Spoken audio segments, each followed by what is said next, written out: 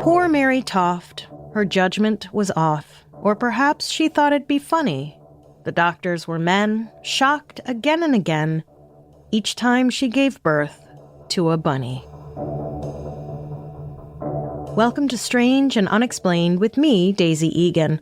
I'm no pregnancy expert, but I am a doula, and I have been pregnant twice and given birth once. I've also taken Human Reproduction 101, so I like to think I have a pretty good understanding of what all goes on in there. The subjects of today's episode may not have had the luxury of a formal education, or, for those who did, they lived in a time in which people still believed women's body parts picked up and hitchhiked around their bodies willy-nilly, so I suppose a certain amount of ignorance was forgivable. But it's hard to imagine how, even with just a rudimentary understanding of biology, the folks in today's story allowed themselves to be swept up into a ruse as improbable as Mary Toft and her rabbit babies. And just a warning before we jump in, this story is pretty gross. As per usual, I won't be overly graphic or disgusting, but if you're a fan of baby bunnies, I urge you to proceed with caution.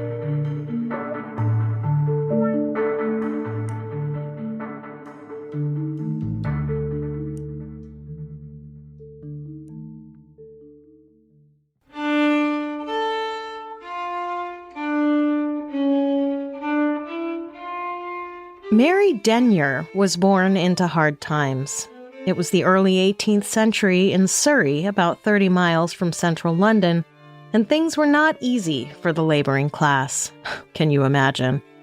By the time she was 24 in 1726, Mary was married to Joshua Toft, whose profession is described by an entry on the Grub Street Project website as a journeyman clothier, which I can only assume means he made clothes for people who traveled a lot, or he traveled a lot selling his clothes. It doesn't matter.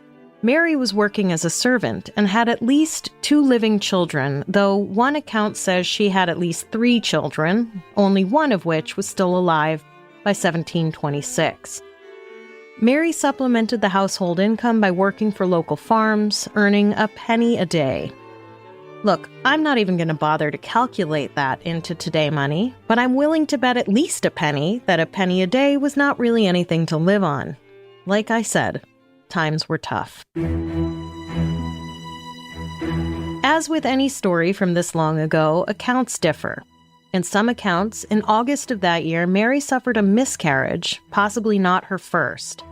The miscarriage, she said, was brought on when she was startled by a rabbit, ironically while chasing rabbits out in a field for food. Must have been a scary rabbit. Other accounts say she was weeding a field when she simply came across a rabbit, and that triggered an insatiable craving for rabbit. The craving was insatiable, I guess, because she was so poor she couldn't afford rabbit meat, which highlights how poor she must have been, considering that rabbits are infamously abundant wherever they go. It's kind of their brand. Anyway, whatever the reason, Mary had rabbits on the brain. About a month later, on September 27th, Mary started experiencing what she said felt like labor pains, even though, as far as anyone knew, she was not pregnant. Some neighbors arrived along with her mother-in-law, Anne, who happened to be a midwife, to find Mary had given birth to something. It definitely wasn't human. According to a piece by Nikki Russell for the Public Domain Review, quote, she gave birth to something resembling a liverless cat, end quote. Now, listen, I don't know how it was determined that the cat, or whatever it was liverless. I highly doubt they did an autopsy right there on the spot, but I suppose, to be fair, the cat, or whatever it was, being liverless is probably not the point. The point was, it definitely and without question was not a human baby. The piece continues, quote, the family decided to call on the help of Guildford obstetrician John Howard. He visited Mary the next day, where he was presented with more animal parts which Anne Toft said she had taken from Mary during the night. The following day, Howard returned and helped deliver yet more animal parts, end quote. Some accounts claim that Mary gave birth to 9 dead rabbits over the course of one day. According to Howard's own journal entries, he believed that Mary was actually birthing these dead animals and dead animal parts. And, sure, I think we have every right to be like, seriously, dude, you're a midwife? But stories of women giving birth to so-called monstrous babies were a thing back then. In an award-winning undergrad research paper titled Rabbits and Hogs and Bears, Oh My, Monstrous Births and Control Over Pregnant Bodies, Elizabeth Klein highlights medical papers written by actual medical doctors from the 17th and 18th centuries, in which are accounts of women giving birth to babies with various defects because of their own moral failings or overactive imaginations. One doctor claimed a woman gave birth to a baby covered in hair because she looked at a painting of a bear during the act of conception. Another woman gave birth to a baby with a pig's snout because she had refused to give money to a beggar woman. The beggar woman cursed the stingy pregnant lady's womb. This last one is particularly interesting, seeing as how poverty was considered, and still is, a moral failing on the part of the person experiencing it. If you're poor, it's because of your own laziness. But here, conveniently, I suppose, the pregnant lady is supposed to help out the lazy poor person because greed is worse than sloth? Listen, I don't know. The mental gymnastics people do to make women feel shitty about themselves is too much for me to try to untangle right now. The point is, the idea that women could give birth to babies covered in hair or with pig snouts because of their own moral failings was generally accepted in the medical world because girls are gross and they have cooties and ...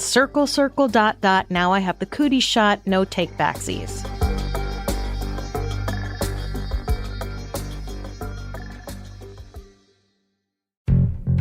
Strangers, if you're looking for digestive support, Ritual has got your back, or rather, your biome, with Symbiotic Plus, a 3-in-1 powerhouse of clinically studied pre, pro, and postbiotics to support a balanced gut microbiome with daily use.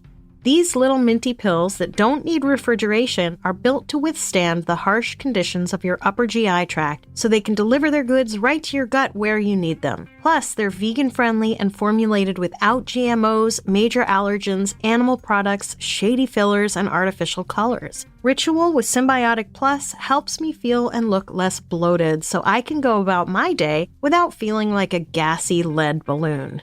So get your gut going. Support a balanced gut microbiome with Ritual Symbiotic Plus. Get 25% off your first month at ritual.com/strange. That's ritual.com/strange for 25% off your first month.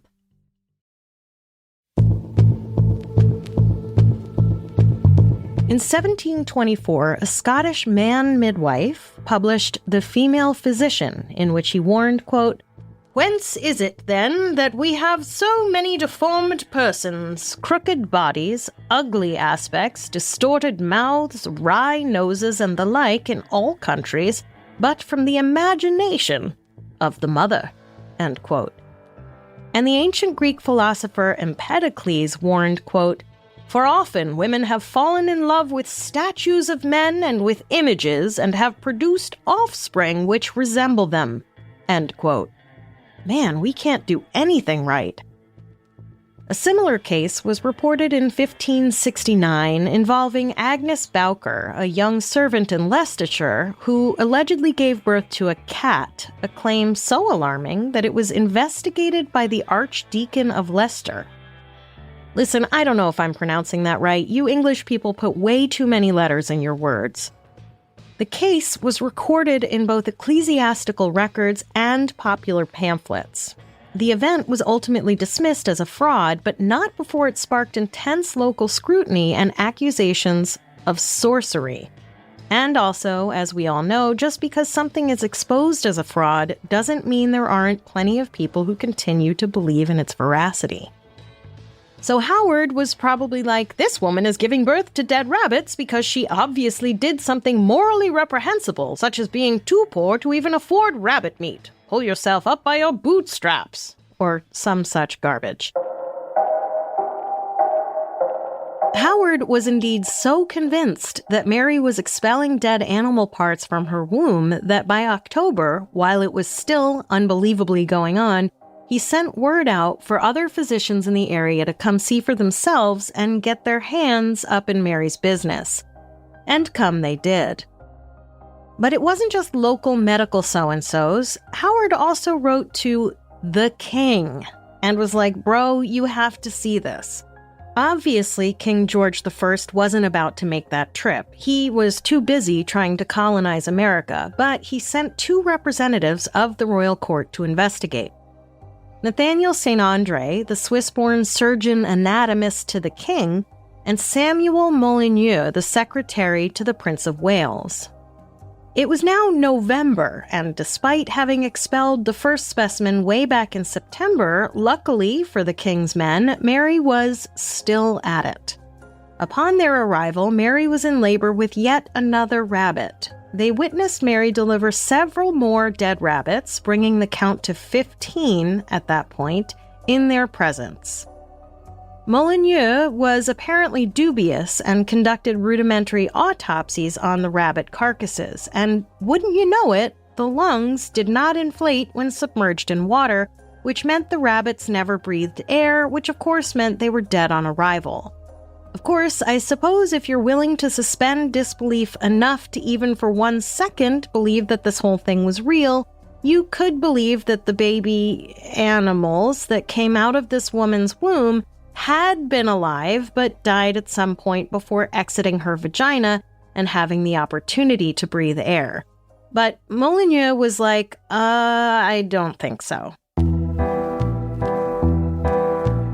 St. Andre, though, was convinced Mary and her dead fur babies were the real deal, which is crazy because he was a doctor and the other guy was not. St. Andre even published a pamphlet in which he explained that Mary's dream of rabbits and incessant craving for rabbit meat was likely the cause of her delivering rabbits. So good old King George I, hearing the conflicting opinions, sent a 3rd person to check it out. Dr. Cyriacus Allers arrived in late November to examine Mary.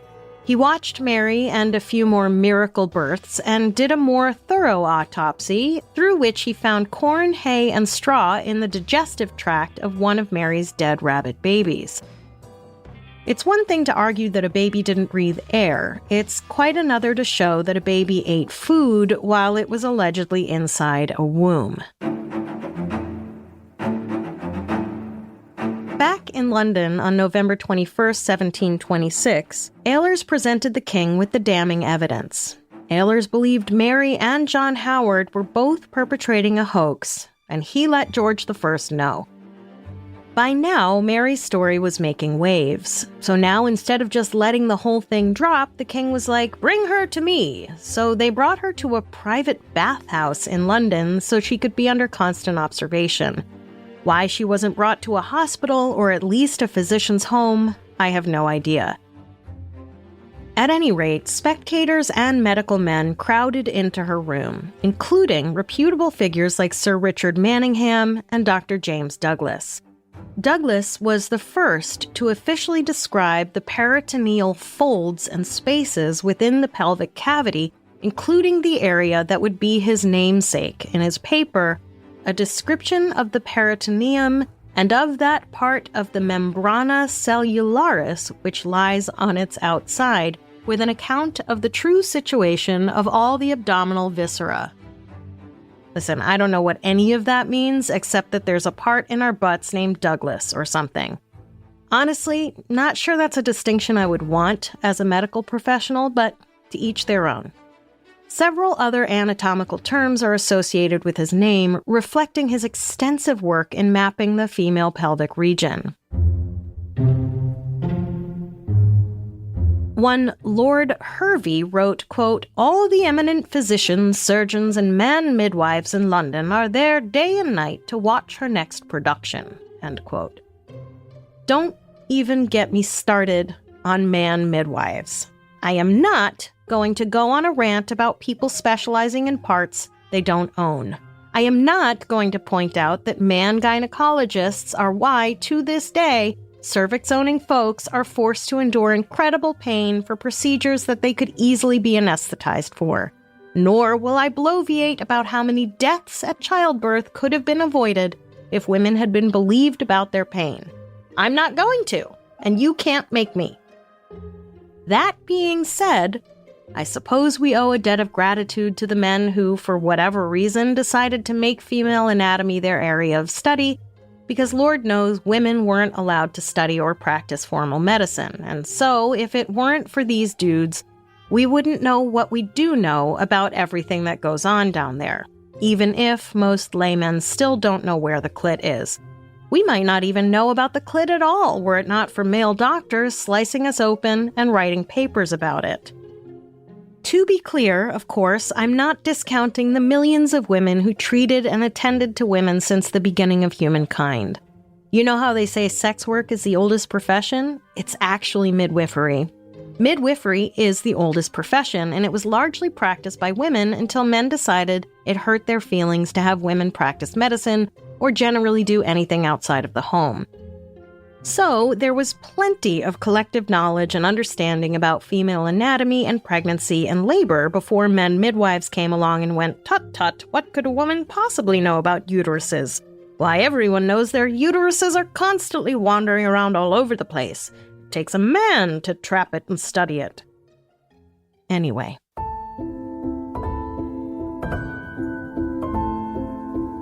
Oddly, once under round-the-clock observation in London, Mary failed to produce any more rabbits. She did, however, continue to have fits of pain and went through the motions of labor without result.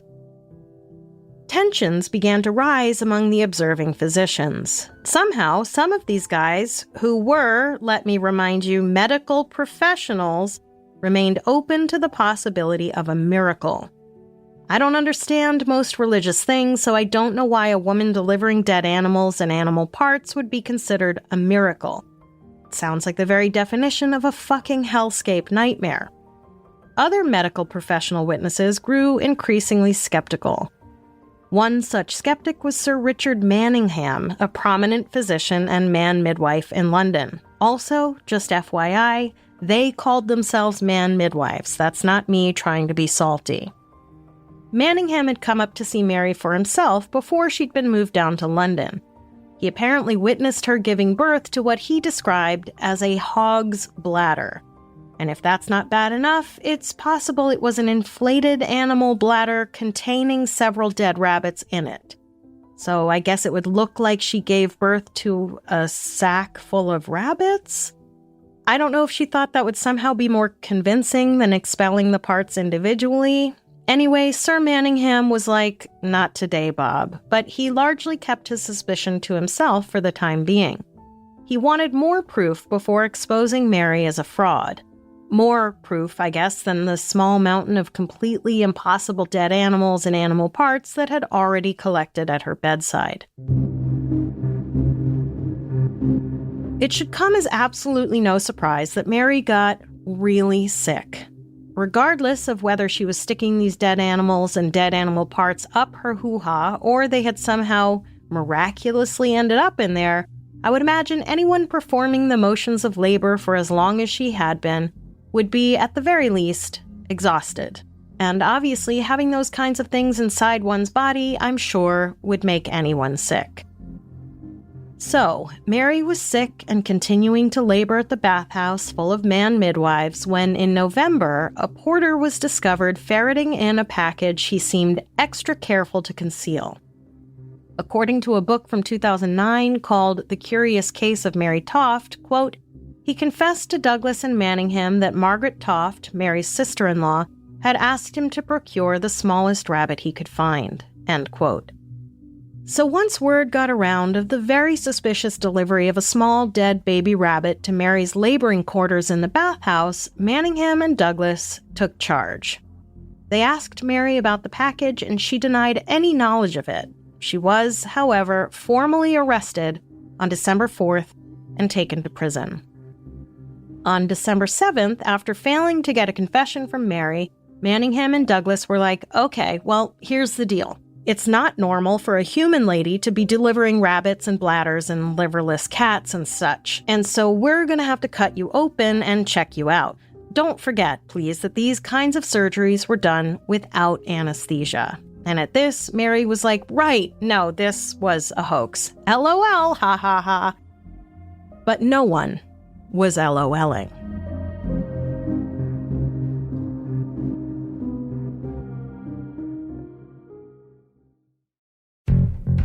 Strangers, ever wake up sweaty, freezing, or just uncomfortable? The temperature in your bedroom can make or break your sleep. That's why I love my Miracle-Made sheets. They're inspired by NASA technology and use silver-infused, temperature-regulating fabric to help you sleep perfectly all night long.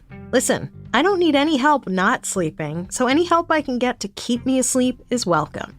And I don't know how they do it, but our Miracle-Made sheets keep both me and my husband comfortable even though he sleeps cold and I sleep hot. Don't ask me how. What do I look like, a NASA scientist? Plus, the silver-infused fabric prevents almost 100% of bacteria growth, which is good because apparently conventional sheets can harbor as much bacteria as a toilet seat. Do you want to sleep on a toilet seat? I don't think so. These sheets feel just as good, if not better, than the sheets that you're going to find at a 5-star hotel, but without the steep price tag. Upgrade your sleep or give the gift of better rest. Go to trymiracle.com/strange to try Miracle-Made sheets today. You'll save over 40%. And when you use promo code STRANGE, you'll get an extra 20% off plus a free 3-piece towel set. They make an amazing gift, and with a 30-day money-back guarantee, there's no risk. That's trymiracle.com/strange, code STRANGE at checkout. Thanks to Miracle Made for sponsoring this episode.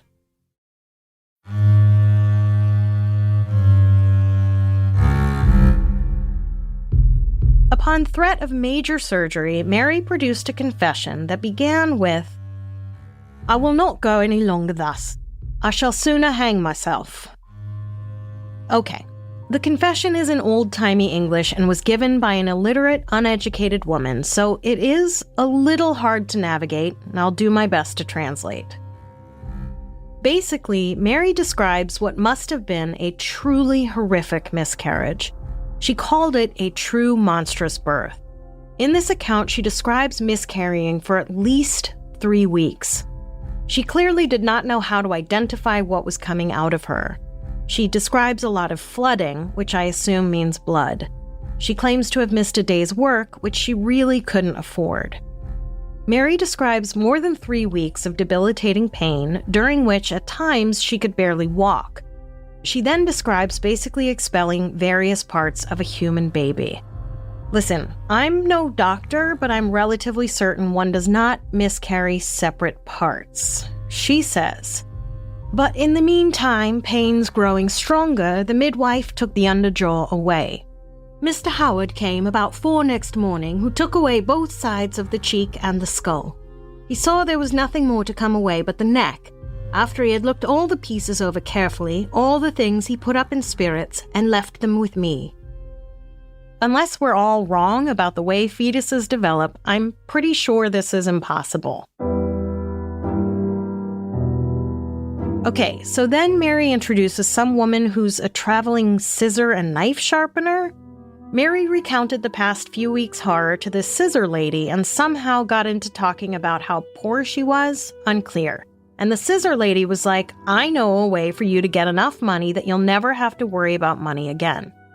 And look, I'm going to warn you again, this is pretty gross, and if you need to skip ahead, you should skip to about 22 minutes and 47 seconds. She told me that she would get a rabbit, and I asked what I was to do with it, and she told me that I should put it up in my body. I told her that such a thing could not be done, and she said it could, and desired to try. She fetched a rabbit, which was a little bigger than a seedling rabbit of a night old. She stripped it wholly and tried to put it up whole, which I told her I was not able to bear it. It was like to kill me, and that I would not do it. Then she pulled out again, and said she would cut it. She cut it with her scissors and screwed the bones round, having cut it in 2 pieces only. Then she first put up one part, and upon examining again, found it would hold the other part also, which she likewise put and desired her to keep it as long as I could, and then sent for Mr. Howard, who came and took it all away, first the 2 pieces, and then the skin, which had been thrust up first. He said he had never seen any such thing before in his whole life.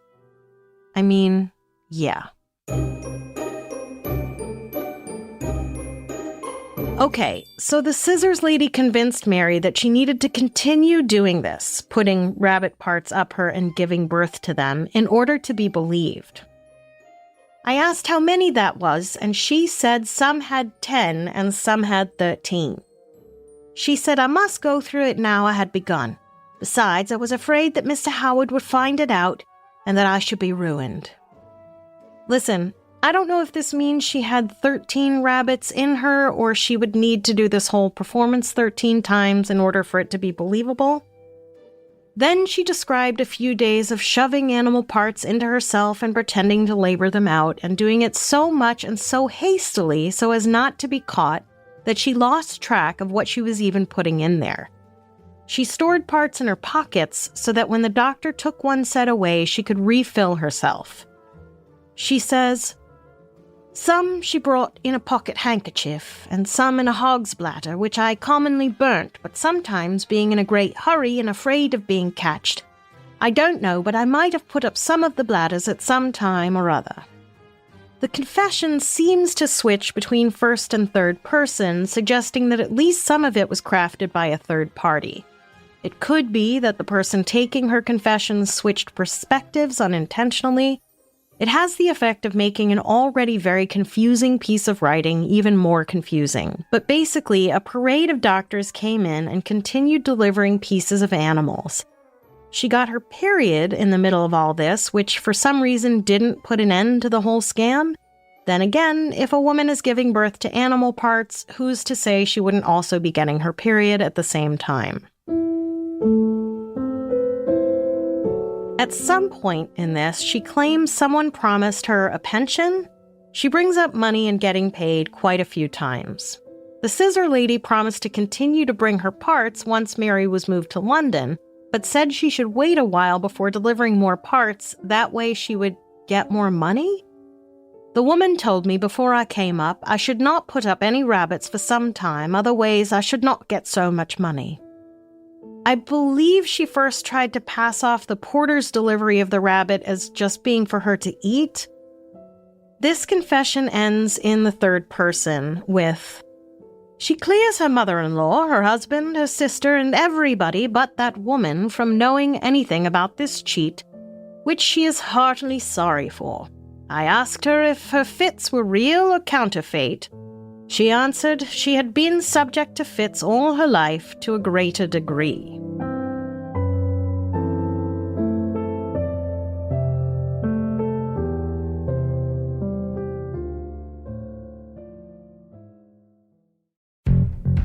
Strangers, Smalls is back. Listen, whatever you do, don't tell anyone that sometimes you fantasize about finding a litter of kittens under your porch. People do not like that. I found that out the hard way. But what you can find out the easy way is that cats love Smalls cat food because their protein-packed recipes are made with preservative-free ingredients you'd find in your fridge. And it's delivered right to your door. That's why Cats.com named Smalls their best overall cat food. You know I don't have a cat. Yet. I'm still trying to convince my husband. But you don't have to take my word for it. Smalls cat food customer Elizabeth C. said, my cat was always so-so with her usual food, but she is very enthusiastic about Smalls. Her breath is much better and she poops much less frequently and it does not smell disgusting like it used to. What are you waiting for? Give your cat the food they deserve. For a limited time, because you're a strange and unexplained listener, get 60% off your first order plus free shipping when you head to smalls.com/strange. One last time, that's 60% off your first order plus free shipping when you head to smalls.com/strange.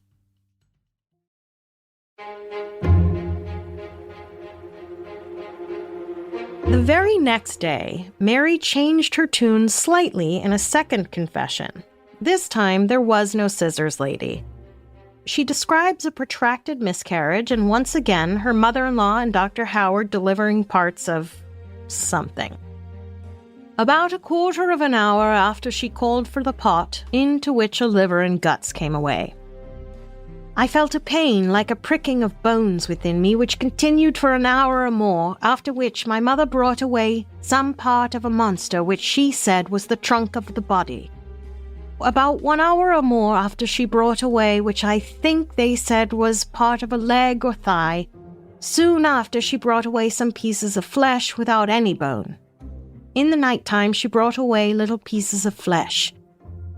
In the morning, Mr. Howard came to see, then a great pain and flooding, and this time he took away a piece of flesh and said there was no more, saying he was better convinced than he was before, now he had done it himself. More parts were delivered, and Mary describes being in tremendous pain throughout. Mary claims that when she would walk, more parts would fall out of her. This continued for weeks. It was 3 weeks before all the monster came away.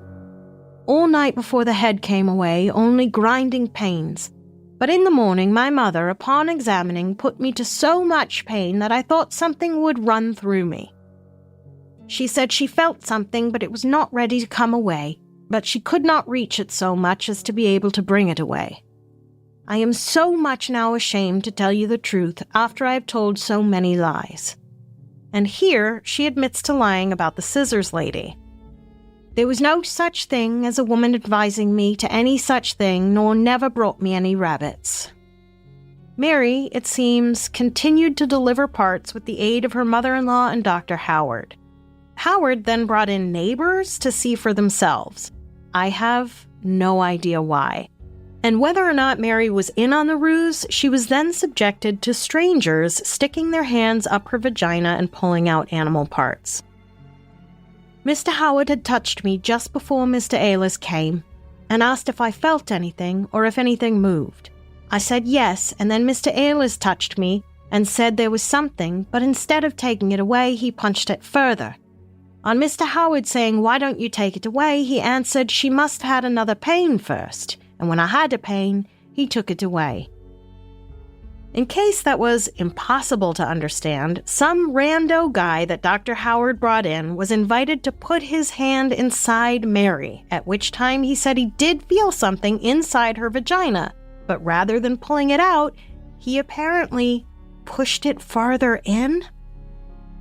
She then explains that when Son Andre and Sir Manningham both came to examine her, nothing was inside her to deliver.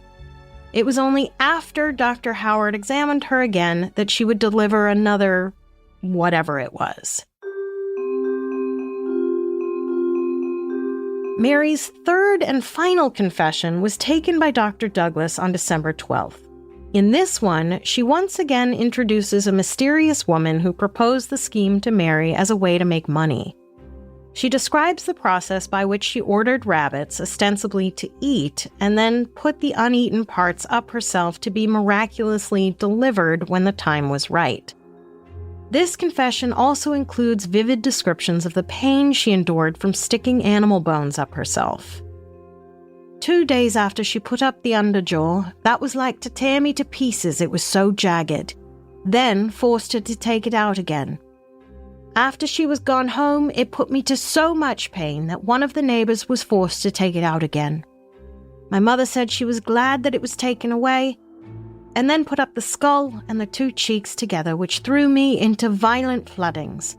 The neighbors advised me to Mr. Howard. I was all night in a most violent rack and torture, who came about 5 in the morning. I said I was ready to be tore to pieces, the bone are ready to come through me. Mary was arrested, and the local papers got to work exposing her scheme. Her signed deposition was printed in all the local papers, and social media influencers of the time, that is, writers who distributed pamphlets on current events, made hay of the whole affair. One such pamphlet was titled "Much Ado About Nothing," or a plain refutation of all that has been written or said concerning the Rabbit Woman of Godalming, being a full and impartial confession from her own mouth and under her own hand of the whole affair from the beginning to the end, now made public for the general satisfaction. Mary was charged as a notorious and vile cheat, which was apparently a formal charge back then. Crowds jeered at her as she was led to prison. Satirists, songwriters, and other content creators turned Mary's story into fodder for their art. The famed writer Jonathan Swift, author of Gulliver's Travels, which had come out in 1726, using the pseudonym Lemuel Gulliver, wrote, "The anatomist dissected, or the man midwife finally brought to bed, a searing critique of St. Andre's credulity." In a mock scientific tone, this pamphlet imagines dissecting St. Andre's character and implies he was either incredibly stupid or complicit. Another pamphleteer under the name Thomas Braithwaite, surgeon, wrote remarks on a short narrative of an extraordinary delivery of rabbits, taking apart St. Andre's pamphlet point by point and ridiculing his conclusions. Don't forget, St. Andre, a doctor, had written a paper claiming that Mary had given birth to rabbits because she had been dreaming about rabbits. He was a doctor, a medical doctor. And while Mary suffered the consequences by serving a sentence in prison, these medical professionals who attended to her and been convinced that a human woman gave birth to rabbit parts suffered the battering of ridicule from their colleagues.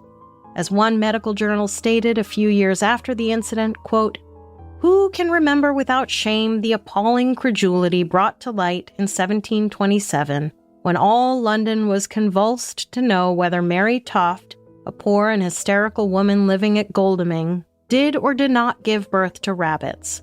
The belief was fostered by John Howard, her medical attendant, as well as by Nathaniel St. Andre, an unqualified surgeon who held the post of court anatomist." End quote. An unqualified person holding a top governmental post? Why, I never.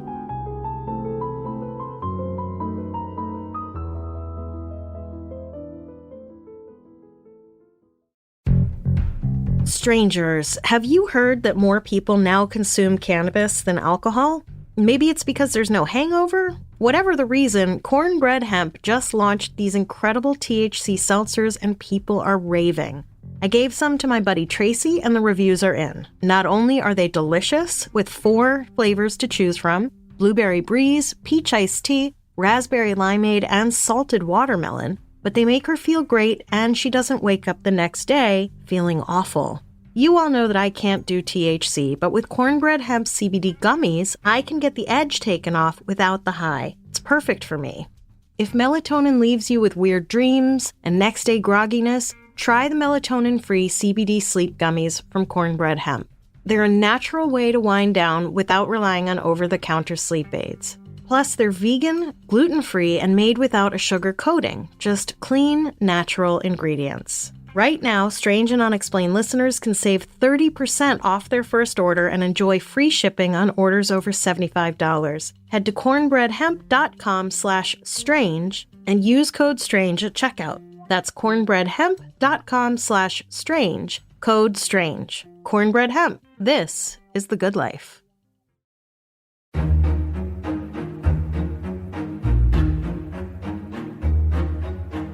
In January 1727, a London physician named James Blondel published The Strength of Imagination in Pregnant Women Examined, directly challenging the very idea that imagination could cause birth defects. Blondel's work was part of the broader fallout debate. Many in the medical field realized they needed to harden their scientific skepticism. Blondel slyly dedicated the book to Mother Ludlum, a local Surrey witch of folklore, implying that only superstition, not science, could explain belief in Mary's claims. 2 years later, Blondel was still on his crusade, and rightly so, publishing another piece, this one titled The Power of the Mother's Imagination Over the Fetus Examined, in which he stated, quote, "The opinion that marks and deformities in children arise from maternal imagination demonstrated to be a vulgar error." End quote. However, old habits die hard, and women will be forever blamed for everything bad. More than 100 years after Blondel's warning, Joseph Merrick wrote The Elephant Man, in which the titular character is born with major skeletal deformities which grant him his nickname, and about which the main character says, quote, "The deformity which I am now exhibiting was caused by my mother being frightened by an elephant. My mother was going along the street when a procession of animals was passing by. There was a terrible crush of people to see them, and unfortunately she was pushed under the elephant's feet, which frightened her very much. This, occurring during a time of pregnancy, was the cause of my deformity." End quote. Note how even being crushed by the elephant isn't the cause of the deformity. It's her reaction to being crushed by the elephant. If only she could have been more chill about getting crushed by an elephant. Mary's prison sentence was very short. She served less than a year and then largely disappeared from the public eye. But her failed magic trick of pulling rabbits from her proverbial hat had a lasting impact on medicine. Minds and attitudes began to change about pregnancy and whether or not the morality of the pregnant woman affects the fetus. Who knows why Mary Toft perpetuated this grisly hoax? It could be that she was so traumatized by the miscarriage that she lost the ability to think clearly. It could be she had somehow convinced herself she didn't even have the miscarriage and was still pregnant and then needed something to show for it. There are plenty of stories of women convincing themselves that they're pregnant so much that their bodies begin showing signs of pregnancy. It could be that extreme poverty drove her to make a really poor choice in the hopes of riches. She mentioned someone from the king's court promising her a pension. Ironically, while she was laboring that whole time, she was being housed and fed and cared for in a way she never had before in her life. So I suppose in that regard, it worked.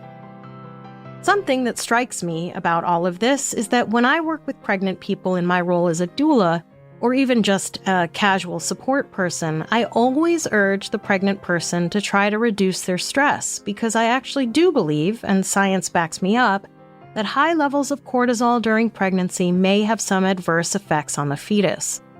We know that cortisol levels affect breast milk too. Obviously, it's impossible to tell anyone these days not to stress out. Being awake is stressful. But studies are showing that mindfulness and meditation have positive impacts on pregnancy. There are lots of ailments that women and uterus-bearing folk are not responsible for. For example, the so-called male loneliness epidemic. But insofar as we are stewards for the humans we might decide or be forced to carry inside our bodies, we can try to offer them the calm we wish we had for ourselves.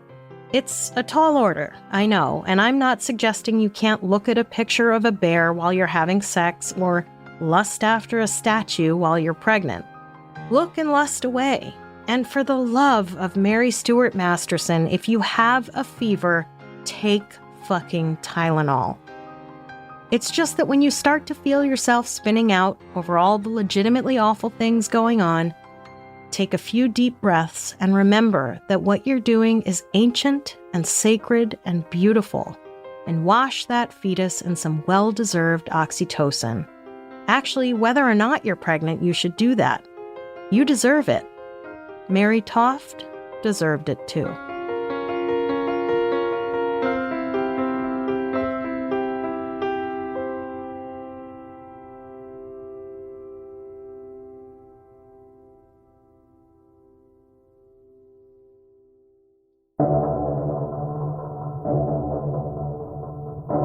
Next time on Strange and Unexplained, we will explore the prodigal life and mysterious disappearance of Barbara Newhall Follett.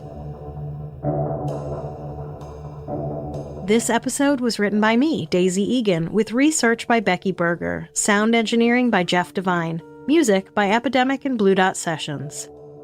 If you have an idea for an episode, head to our website, strangeandunexplainedpod.com, and fill out the contact form. I will write back. Grab Bag is an all-female and non-binary owned profit share network where our contributors get to keep ownership of their shows. We strive to give a platform to those who might not be able to land themselves on a bigger network. Who knows? Maybe you have a podcast idea you'd like to pitch to Grab Bag. We've got live recordings, watch parties, book clubs, and more.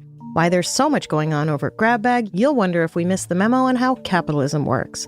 Join me on Instagram at SNUPod, Daisy Egan, and Grab Bag Collab, or head to the Facebook page to join in the conversation. If you like the show, please visit a sponsor with our unique code, give us a quick review and 5 stars, subscribe and download, and tell a friend. Stay strange.